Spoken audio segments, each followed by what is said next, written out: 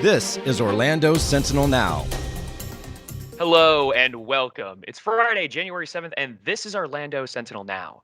Today, we're having discussions on COVID and cruise lines, plus how the Orlando Sentinel believes that Florida can be an improved place in 2022. I'm your host, Joe Mario Pedersen, and joining me today, I have senior content editor Richard Tribou and opinions editor Chris Fluker. Thank you both so much for being here today. Let's go ahead and jump right into it. Richard, I want to come over to you first here for one of your latest headlines. First cruise cancellations hit as every U.S. ship now under COVID watches. That first cruise cancellation being Norwegian Cruise Line. What have we learned so far about those departures that have been canceled? It was really just two ships that were active. One that was sailing from Miami on a Panama Canal cruise for, I believe it was 11-night cruise. And they turned around less than 2 days in the cruise and came back to port. And passengers on board were told it was because of COVID cases among the crew.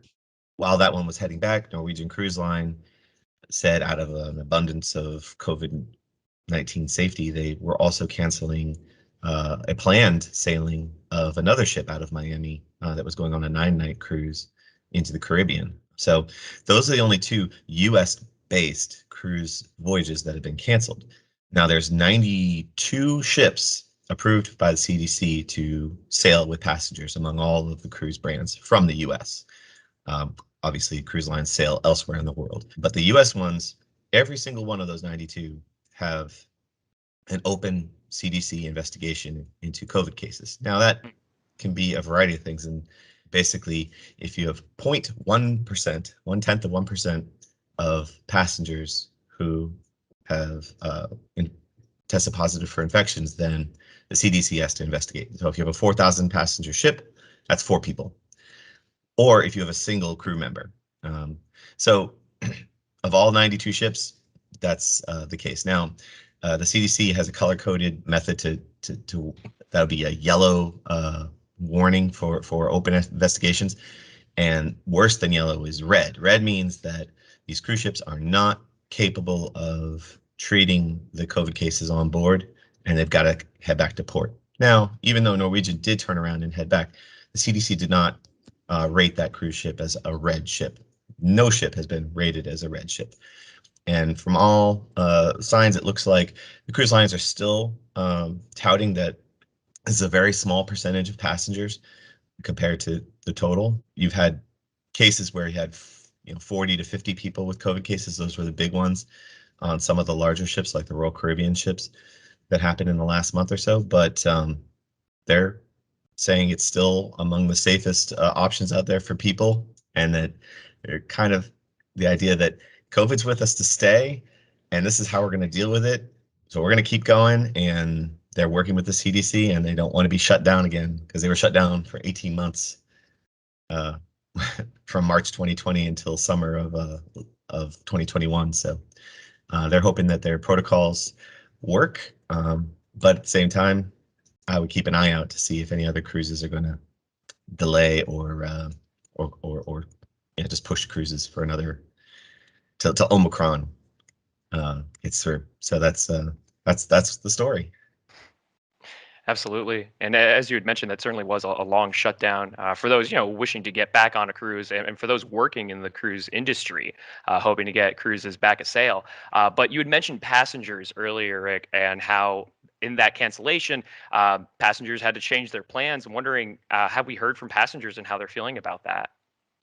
Well, there was one couple that had driven down from, I think, North Carolina, but they didn't get the notification of the cancellation, so they drove overnight. They got there, and only to find out that their ship was not sailing. And so the way it works is that if there are cancellations to any cruise, the lines have since the pandemic implemented. Basically, the deal was you can change your cruise now if you don't feel safe, and book a future cruise, even with and if it's canceled, you can book a future cruise with like a credit, say, $250 of onboard credit or something like that. So making an offer to get people to keep their money with the cruise and sail on the future date because they want your business. If you don't feel safe, you can say cancel your cruise and they'll give you your money back. So it's still sort of COVID safety net and the companies want you to book the cruise, and they're making it so that it's a lot easier to cancel if you don't feel comfortable because of the spread of Omicron. If you're looking to stay caught up on what's going on with the cruise ship industry, be sure to keep up with Richard's work live right now at orlandosentinel.com. Richard, thank you so much. It's All right, Chris, I want to come over to you now for the latest coming out of the Orlando Sentinel Opinions Board. And in recently, this week, we saw that the Orlando Sentinel came out with a New Year's resolution for Florida, or really a set of priorities that it should make in 2022. And I want to go through a few of them here with you right now. The first one being the number one priority here: affordable housing, or making Central Florida affordable in general for essential workers. Can you tell us about how we could accomplish that? Well, oh boy, if I could do that right now, I would be way underpaid. But be that as it may, it's a huge challenge. And I was looking at some statistics last night. After the federal money ran out, Florida's personal income plummeted by 20% below the baseline. And we don't have specifics for Central Florida, but we know that Central Florida was even harder hit. At the same time, we know that housing prices have been going up. Central Florida's essential workers are going to be caught in this vise where their inflation is rising, housing is rising, and their wages will be going up, but not fast enough.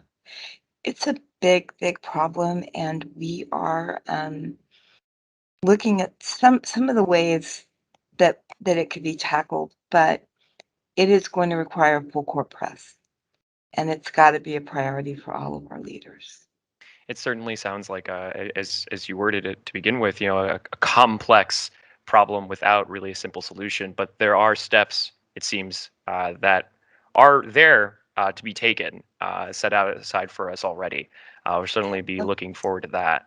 But moving down this priority list, I want to talk now about some of Florida's gems, its natural gems, and fighting to keep these threatened bodies of water safe.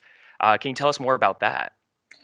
Well, I think we were all shocked and heartbroken to see the unprecedented death rate among manatees this year. That if that doesn't get your attention, nothing will. And previously, the headline grabber was the Indian River Lagoon turning into something that many people described as guacamole. Um, we have warning signs that we just can't ignore. And if we don't get moving, we're going to see irreparable damage to the natural beauty that we all think is so important. So this is the year they've got to go. Absolutely. Moving down the list here of priorities, number three here, bolstering election integrity in ways that matter. And what I thought was really interesting about this one is that the board is actually talking about how the problem is not necessarily fraudulent individual voters, but a much bigger problem. Can you tell us what that is? Yeah, the 3 or 4 voters in the villages aside, um, we are seeing rivers of money pouring into Florida politics, often from sources where we have no idea where it's coming from, but we have seen the malevolent influences. The ghost candidate scandal, I think, where we saw the outcomes of at least a few state elections, probably strongly influenced by people who are manipulating voters to get the outcome they wanted, and they got it. So we have to just find a way to shine a light on what's going on. If Floridians at least know who's trying to manipulate them, then they have a chance to decide whether or not they agree with what's being done. But right now, they don't know. They need Mhm. to know. Agreed. Very much a necessary spotlight on that. Now, the last priority that I want to get to here, but certainly not the least important, was a suggestion in using tourist tax dollars to improve public transit. Can you expand on that? Well, this one is a lot more specific. Florida's hotel tax flow has been a real a critical support for advertising Florida tourism across the nation. Local tourist boards have benefited from this. But in addition, this money has been used to build massive convention facilities across the state, and we have one of the biggest, as our Scott Maxwell has described several times. Florida does not need, at this point, more of these giant facilities. So taking that money that had been used for capital and looking at expanding things that help not just the tourists, though they would help the tourists, but also the workers that take care of the tourists. And in Central Florida, transit is just an obvious need. So we'd like to see that as a possibility. All really interesting priorities that we'll be keeping up with as the year goes on. But if you'd like to get caught up with them now, you can find that list at orlandosentinel.com, where you can get caught up with all sorts of different stories that are happening in and around our community right now. So be sure to keep up to date there. For those of you who are subscribers to the Orlando Sentinel, thank you so much for supporting work like this and supporting local journalism. If you want to become a supporter, it's really easy to do so. All you need to do is visit orlandosentinel.com/subscribe. But as for OSN, that will do it for us today. A big thank you to Richard and Chris for keeping us up to date in what's going on in our community. We'll be back again with more news next week. We'll see you then. Stay healthy and stay safe. Watch Orlando Sentinel Now live every weekday at noon on our Facebook page and on orlandosentinel.com.